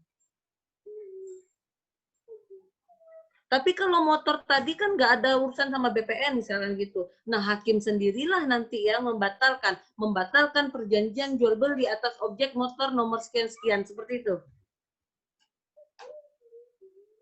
Tapi kalau objek jual belinya adalah benda tetap, terutama tanah, itu kewenangannya ada di BPN. Nanti isi putusan itu memerintahkan BPN untuk mencabut sertifikat nomor sekian-sekian.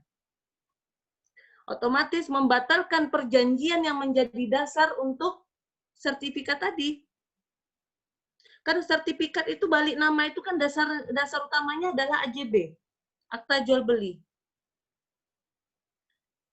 Kembali kepada ini, di luar ini, saudara harus bisa memahami apa itu PPJB, apa itu AJB. Jangan terjebak jadi pengacara di sana. Apalagi yang rumah-rumah yang sifatnya belum lunas, perumahan-perumahan yang belum lunas, urusan sama pengembang, itu hampir rata-rata yang dipegang masih dalam bentuk PPJB, belum AJB. Kalau PPJB itu perjanjian untuk mengikat saja, pengikat jual belinya. Tapi dia belum beralih, selama belum lunas, dia belum beralih, Mas. Tapi kalau AJB, itu sudah bentuk peralihan. Gitu ya? Oke. Ada pertanyaan lagi untuk kasus ini? Saya, Bu. Oke, silakan, Pak. Sebenarnya kemarin hampir sama dengan case kemarin, Bu. Cuma ini memang agak ribet yang kemarin itu karena dilalah ini anaknya ini kan murtad ceritanya, Bu. Terus ibunya ini nikah kembali lagi, tapi saking senengnya, terus sertifikat tanah itu memang diatasnamakan si Dedi tanpa sepengetahuan si anaknya ini. Wah, agak ribet kemarin tuh. Cuman saya mau bertanya tentang trik, Bu. Kadang kan tadi Ibu bilang ada beberapa tahapan dalam memberikan advice atau legal opinion ke klien. Kayak pertama tadi kan kita harus menentukan batasan apa yang harus kita berikan ke klien dulu. Apakah ini berdasarkan pijakan peradilan agama, kita harus menentukan warisnya dulu, ataukah langsung ke tahap selanjutnya. Pasti kan ada itu, Bu, nanti ada perbuatan melawan hukumnya, termasuk pemanggilan saksi, dan lain sebagainya. Nah, yang ingin saya tanyakan adalah bagaimana trik seorang lawyer ini dalam memberikan batasan, oh ini cukup untuk buat klien, dan ini adalah dokumentasi untuk selanjutnya dalam membuat pledoi, dalam membuat gugatan, dalam membuat pembuktian nanti dan dalam memberikan kesimpulan? Apakah ada trik-trik tertentu, Bu, dalam menggunakan dokumentasi hukum tersebut? Terima kasih. Oke, jadi begini. Ini strategi kita dalam menghadapi klien. Saudara memang jangan terlalu lugu-lugu banget jadi lawyer nantinya. Karena tidak semua klien itu juga baik hati seperti saudara, kan begitu. Bahkan saya juga dulu pernah pengalaman, saking lugunya mungkin saya waktu itu, saking tulus dan polos, kan begitu. Tulus dan polos. Semua advice hukum saya berikan semuanya. Akhirnya, oh gitu-gitu, manut, baiklah. Tapi nggak langsung tanda tangan surat kuasa saat itu. Lalu kemudian dia tidak kembali lagi. Dan saya dapat kabar dia menangani perkara itu sendiri. Bahkan pernah lebih ironis lagi, pernah sudah dapat tanda tangan surat kuasa, tapi ketika dapat surat panggilan pengadilan itu kan ketika kita jadi tergugat kan ke alamat klien kita, bukan ke alamat pengacara dulu. Karena kan belum tahu kan pengadilan dia pakai pengacara atau tidak, kan begitu. Lalu dia menjalani ke pengadilan sendiri. Padahal semua advice sudah diberikan kepada oleh kita. Nah, ini pelajaran. Jadi ada strategi menghadapi klien itu. Kalau di Jakarta itu malah lebih streng lagi, lebih ketat lagi. Setiap konsultasi hukum dihitung per jam, tapi di Jogja itu belum berlaku. Karena kemampuan masyarakatnya berbeda. Nah, strateginya adalah kita memberikan advice hukum secara umum dulu. Jangan semua kulit sama dalamnya saudara kasih dulu.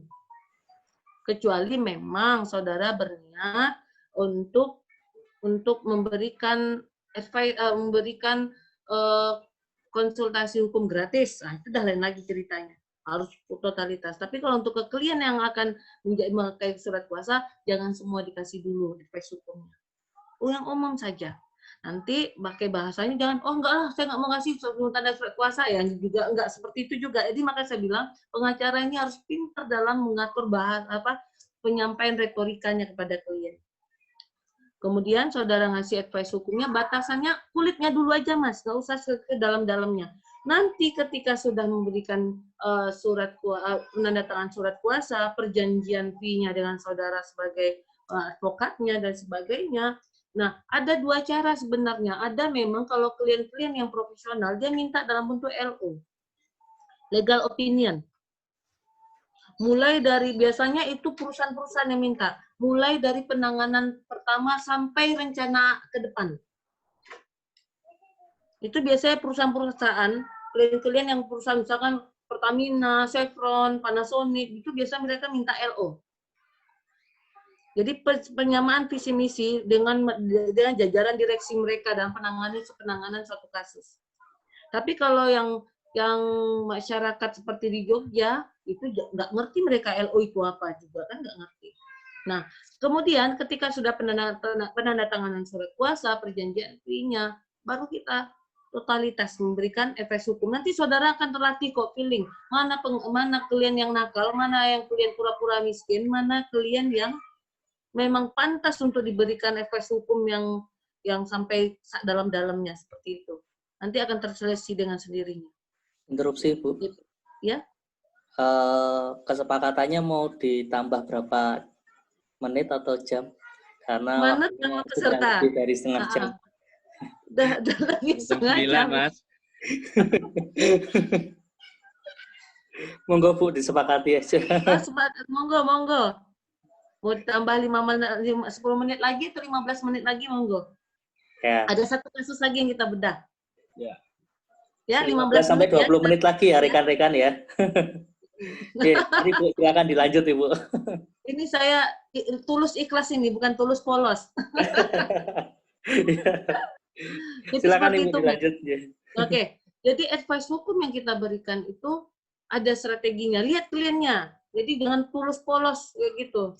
Jadi benar-benar kita harus ada strategi. Kemudian ketika benar-benar ini sudah menjadi klien kita sampaikan advice hukum yang terbaik untuk klien kita. Dan jangan sampai kita membohongi klien. Karena apa? Marketing terbaik pengacara itu adalah dari mulut ke mulut. Sekali bagus kita nangani perkara, nanti itulah menjadi alat marketing kita secara tidak kita sadari. Tapi sekali kita membohongi klien kita, maka disitulah kehancuran profesi kita secara perlahan. Jadi kehancuran profesi advokat ini tidak terletak kepada dia kalah atau menang, tidak. Tetapi bagaimana kita totalitas dalam menjalani profesi ini atau tidak. Nah, totalitas kita menjalani profesi ini didukung dengan integritas suatu nilai kejujuran yang memang kita miliki, kemudian kapabilitasnya, kemampuan kita dalam menangani suatu perkara, serta kemampuan kita di dalam memahami hukum itu sendiri. Oke, gitu ya Mas. Nanti sambil berjalan waktu nanti akan terlatih dengan sendiri. Feeling lawyer itu nanti akan bermain. Siap, Bu. Bahkan klien yang pura-pura miskin pun nanti saudara akan paham. Kenapa? Lawyer itu jangan berpikir hanya, wah ini klien dapat ini uangnya ini. Jangan selalu berpikir begitu. Ada kalanya seorang lawyer nanti akan menjalani perkara itu dengan secara gratis. Dan itu nikmatnya nanti berbeda nanti. Saudara nanti akan merasakan. Kalau benar-benar mencintai profesi ini. Gitu. Ada lagi pertanyaan sebelum kita masuk kasus yang kedua? Cukup? Oke, next. Kasus kedua, Mas. Monggo, 2 menit, 1 menit saja. Dipahami, kan pendek ini.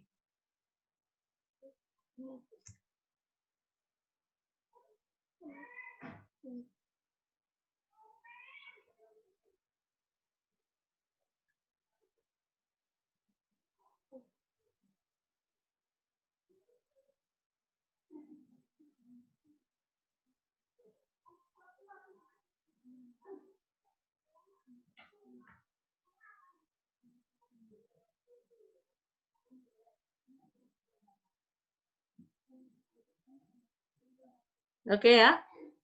Ini seandainya saudara didatangi oleh Reno untuk menempuh jalur hukum, saudara akan berikan ekspres hukumnya seperti apa? Katakanlah kita ambil pada penanganan pidananya ini ya. Oke, ini perkara pidananya dulu. Ini bisa nuansa pidana, bisa nuansa perdata. Kalau perdata ini masuk apa? PMH, ya, PMH dan tuntutan ganti rugi. Tetapi PMH di sini didukung juga dengan laporan kepolisian, ada nuansa pidananya. Biasanya ini lapor pidana dulu, baru perdatanya yang dijalankan. Nah, ketika saudara masuk kepada ini penanganan perkara pidana, maka saudara akan melihat ini, akan mendampingi klien saudara untuk melaporkan ke pengadilan. Ya, sebelum masuk ke sana, saudara akan telusuri dulu. Telusuri ininya dulu, dokumennya dulu. Saudara tanyakan, ada STNK-nya, ada BPKB-nya, ya. Kemudian ada karcis parkirnya. Karena kalau tidak ada itu kan nggak ada pijakan. Ya, ada karcis parkir, tanyakan dulu STNK-nya, BPKB-nya. Itu adalah pijakan dasar haknya Reno. Setelah itu, saudara telusuri hukumnya. Ini kasus pidananya kira-kira perkara pasal berapa ini ya? Ayo, kalau saudara lihat, ini perkaranya kena pasal berapa ini? 406, Bu. Apa itu? KUHP. Pasal 406 KUHP tentang apa? Tentang barang siapa dengan sengaja menghancurkan, lupa ya, nggak hafal Ibu saya, Bu. Merusak, membuat, menghilangkan, dan sebagainya gitu loh, Bu. Kalau Coba tidak yang salah. KUHP tangan saya nggak ada KUHP ini. Ada yang punya KUHP bisa membacakan pasal 406? Atau bisa searching di Google? Coba Bu ini.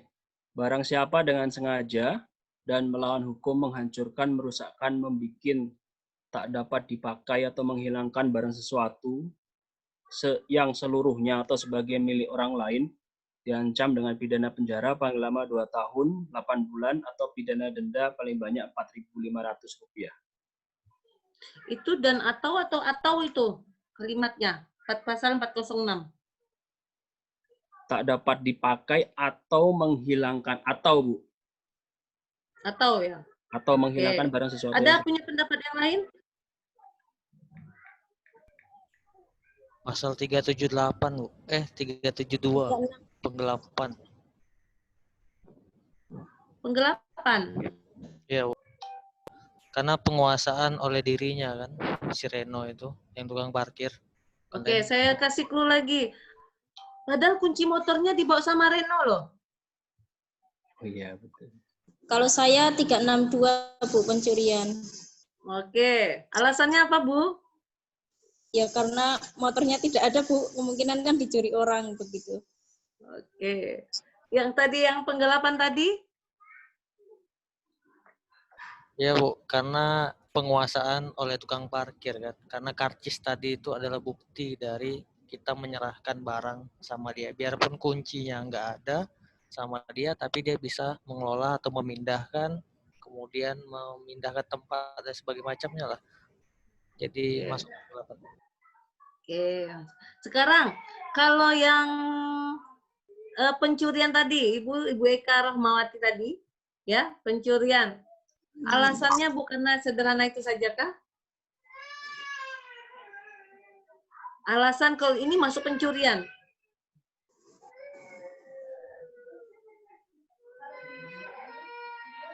Halo, Ibu? Iya, iya, Bu. Karena kan ini sudah nih, dan tukang parkirnya pun mencari sekeliling lokasi juga tidak menemukan motor Reno begitu, Bu.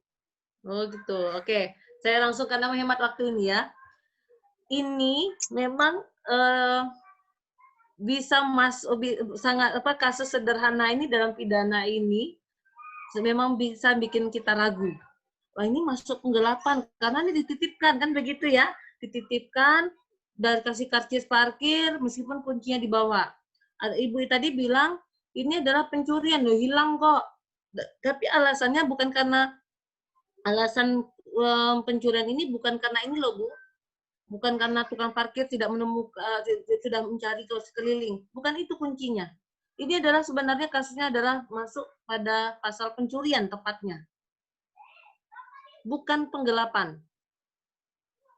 Kalau dalam pidana. Karena apa? Kunci dibawa. Kalau benar-benar full dititipkan, itu kuncinya itu dari tangan parkir. Kunci dibawa berarti ada upaya untuk merusak, sehingga pasal 406 pun bisa dijungtokan. Bisa kita jungtokan, tapi bukan di penggelapannya. Karena apa? Di sini berarti ada merusak. Kan kunci motor itu ada merusak, ada upaya untuk mengambil. Nah, kalau penggelapan ini nanti bisa lepas nanti si ini tukang parkirnya atau siapa mencuri. Karena yang mencuri belum tentu juga tukang parkir. Yang mengambil ke tukang parkir, memang ada bentuk tanggung jawab, iya. Tapi kalau dari kasus yang di sini, ini lebih masuk kepada pencuriannya. Nanti tinggal siapa yang mencuri, yang seperti itu.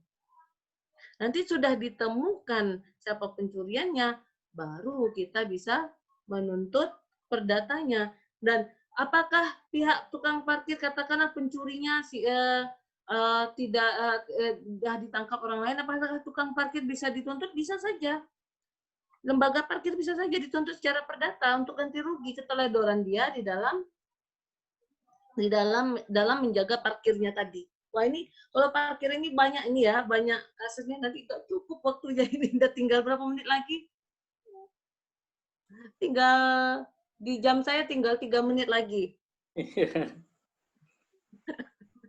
Tapi ya kita ya setidaknya kulit-kulitnya saja, untuk kulitnya berkaitan dengan materi ini, setidaknya saudara ketika dapat kasus seperti ini, tanyakan.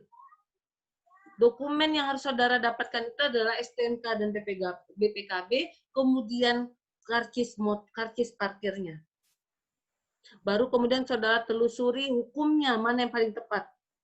Makanya boleh jadi kan kita nggak sependapat di sini dalam menyelesaikan masalah. Ada yang saya tetap penggelapan ini. Makanya dalam laporan kita, enaknya jadi pengacara dari pelapor ini adalah yang menentukan pasal mana nantinya itu adalah penyidik sama penuntut umum, bukan kita. Oleh karenanya banyak pengacara terhadap kasus-kasus yang bisa masuk ke pasal penggelapan bisa, pencurian bisa, pasal 406 bisa, itu sering dilaporkan beberapa pasal. Terhadap kasus yang sama, laporkan. Jadi misalkan laporan terhadap dugaan perkara pasal 362 dan atau pasal 378 dan 372 dan atau pasal 406, nanti biar penyidiknya.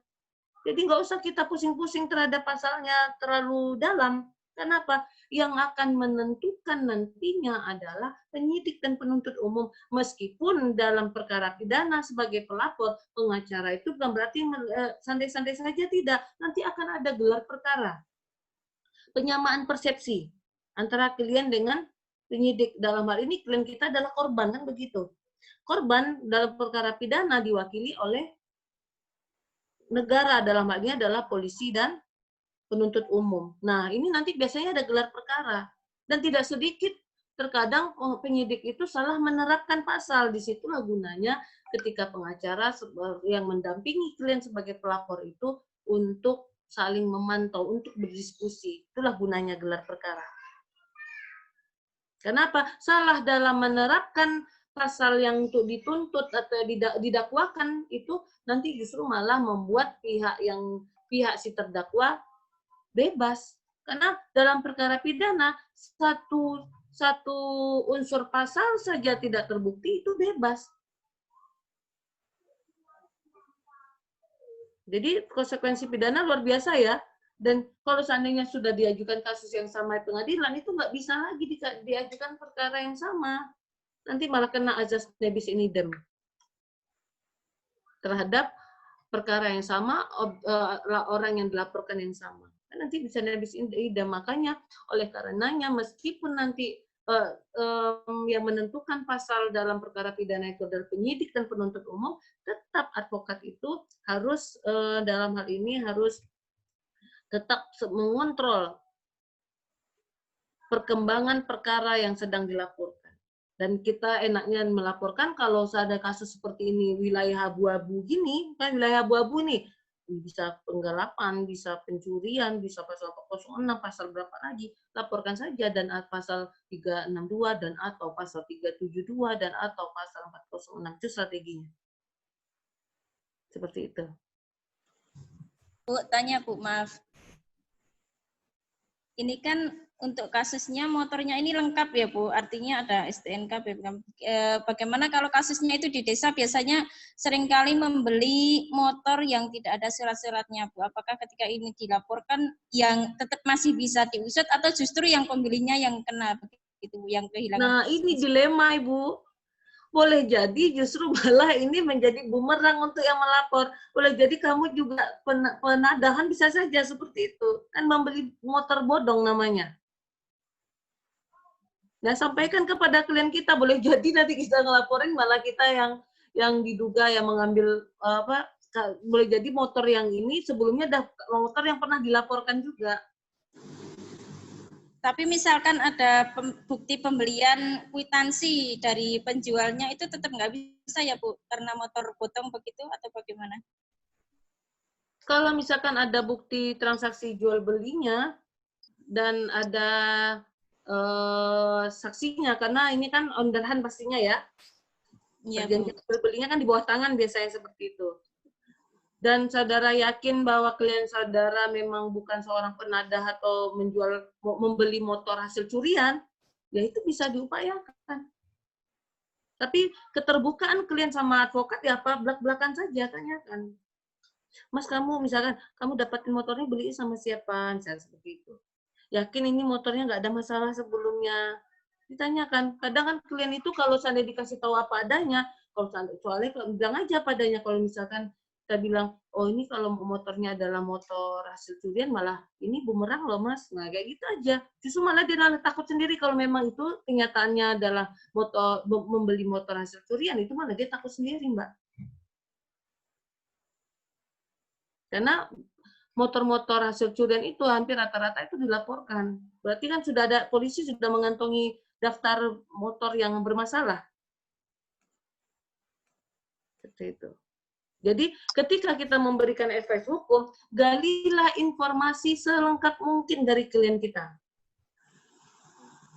Semakin kita mendapatkan informasi yang lengkap, semakin tepatlah kita dalam memberikan advice hukum yang terbaik untuk klien kita. Gitu Bu, ada lagi pertanyaan? Saya cukup Bu. Cukup. Yang lainnya?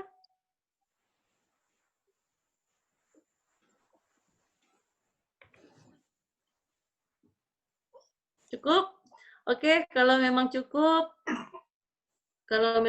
alhamdulillah. Semoga bermanfaat apa yang disampaikan yang waktu yang singkat. Mohon maaf jika kekurangan saya dalam menyampaikan terlalu cepat seperti kereta api. Karena waktunya ini saja kita sudah menambah 45 menit ya. Dan saya terima kasih kepada tim panitia sudah memberikan kepercayaan pada saya untuk berbagi ilmu kepada semua peserta. Saya berdoa saudara bisa menjadi advokat-advokat yang handal ke depannya, yang memiliki integritas dan kemampuan yang luar biasa. Kalau misalkan masih ingin diskusi dengan saya ada nge-share nomor WA saya, nomor HP saya, bisa kita diskusi. Saya sangat terbuka pada semua peserta, semua mahasiswa yang memang sekiranya membutuhkan sharing ilmu, dan saya pun juga banyak belajar pada saudara, karena pengalaman pengacara itu sangat berbeda-beda, apalagi kalau dari daerah-daerah itu perkaranya lebih unik-unik. Baik, cukup dari saya. Lebih dan kurang saya mohon maaf. Assalamualaikum warahmatullahi wabarakatuh. Waalaikumsalam warahmatullahi wabarakatuh. Terima kasih untuk Ibu yang telah memberikan materi yang sangat luar biasa bagi kami semua. Berharap materinya bisa kami pahami dan bisa berguna bagi ke depan untuk menjadi advokat yang baik. Baik Ibu, sebelum kita tutup sesi terakhir ini, di kita biasanya ada sesi untuk foto bersama Ibu. Mohon berkenan untuk foto bersama melalui Zoom ini. Gimana caranya? Ya ini Bu, di depan kamera saja. Nanti dari kami akan melakukan pemotoan. Oke, ya. Saya siapkan. Ya. Itu ya rekan-rekan. Udah ini ya berantakan ya sampai keringetan. Mas Indra Praja? Ya, masih sibuk dengan kasusnya kayaknya ini.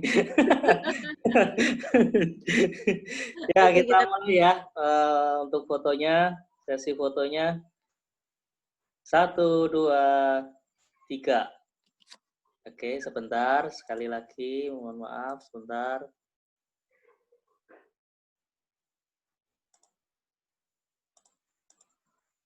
Sebentar.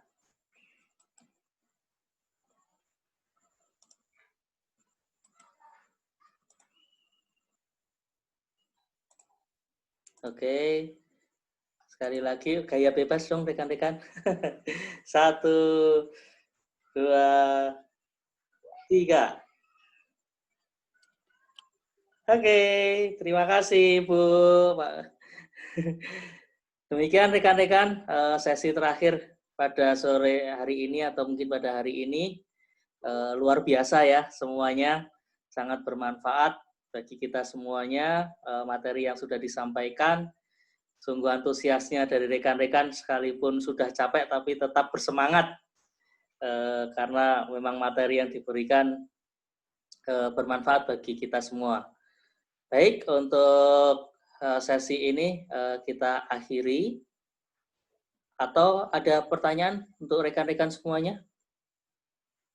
Sudah mengisi presensi untuk rekan-rekan semuanya? Sudah ya? Baik, saya akhiri untuk pertemuan pada hari ini. Sampai jumpa di esok dengan jadwal yang sudah ditentukan. Terima kasih. Assalamualaikum warahmatullahi wabarakatuh. Salam sejahtera bagi kita semua. Selamat malam, selamat beristirahat, tetap sehat. Terima kasih, Bu.